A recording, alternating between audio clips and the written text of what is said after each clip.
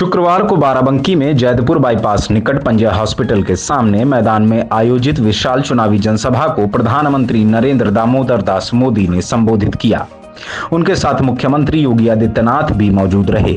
संसदीय क्षेत्र बाराबंकी और मोहनलालगंज की संयुक्त जनसभा में उमड़े लाखों लाख की जनसभा का संबोधन उन्होंने अवधी भाषा में अभिवादन से किया। पीएम मोदी ने कहा कि सब भैया बहनिन कहे राम राम, आप सब हमरे लिए यहाँ पर सुबह तने आए गए हो, हम आप सबन के कर्ज में डूबी गए। उन्होंने कहा कि आपके इस कर्ज को और ज्यादा मेहनत करके चुकाऊंगा। सब भैया बहनी कहे राम राम, आप सब हमरे लिए यहाँ पे सुबह से अगोरत हो। हम आप सब के कर्जा में डूब गए।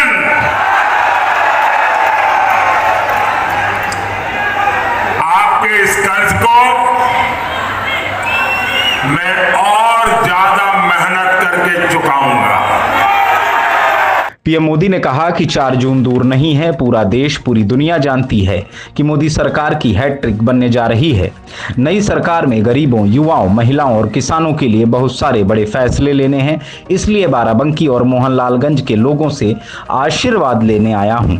उन्होंने कहा कि आज एक तरफ देश हित को समर्पित भाजपा और एनडीए गठबंधन है और दूसरी ओर देश में अस्थिरता पैदा करने के लिए इंडी गठबंधन है, लेकिन इंडी वाले ताश के पत्तों की तरह बिखरने शुरू हो गए हैं। पीएम मोदी ने कहा कि यहाँ जो बबुआ यानी समाजवादी शहजादे अखिलेश यादव ने बंगाल वाली नई बुआ यानी ममता बनर्जी की शरण ली है। उन्होंने उनसे बंगाली बुआ ने कहा कि मैं आपको बाहर से सपोर्ट करूंगी। एक और पार्टी के नेता ने कहा कि खबरदार जो हमारे खिलाफ पंजाब में बोला।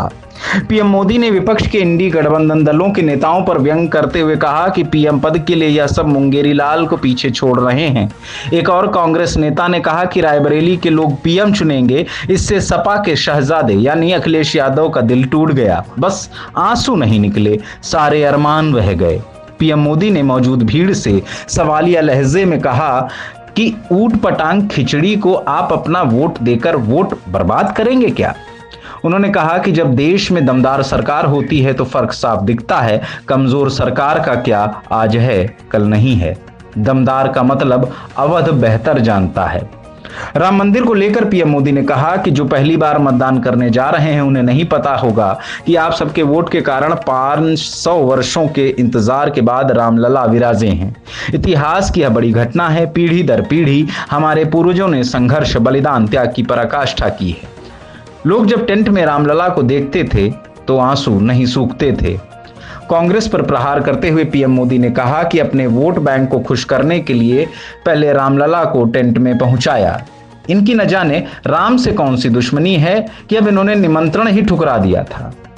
उन्होंने कांग्रेस पर सीधा आरोप लगाया कि कांग्रेस राम मंदिर पर सुप्रीम कोर्ट का फैसला पलटने की तैयारी कर रही है।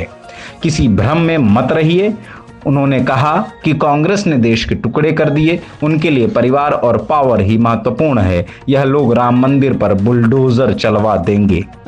बाराबंकी में पूर्व कांग्रेसी नेता और केंद्रीय मंत्री स्वर्गीय बेनी प्रसाद वर्मा का नाम लेते हुए उन्होंने कांग्रेस पर आरोप लगाया कि कांग्रेसी बेनी बाबू का डगर डगर अपमान करते हैं। जिन्होंने राष्ट्र और समाज हित में पूरा जीवन वार दिया, कांग्रेसियों ने उनको अपमानित किया। पीएम मोदी ने अपने संबोधन के आखिरी क्षणों से पूर्व कहा कि अब राम काज से राष्ट्र काज का समय है। सतरिक यानी सप्तऋषि आश्रम और महादेवा का उल्लेख करते हुए पीएम मोदी ने कहा कि विकास और विरासत से विकसित भारत का निर्माण होगा। जहां जहां प्रभु राम के निशान हैं उनको संरक्षित किया जा रहा है। चलते चलते पीएम मोदी ने सबको अपना पर्सनल काम भी थमा दिया।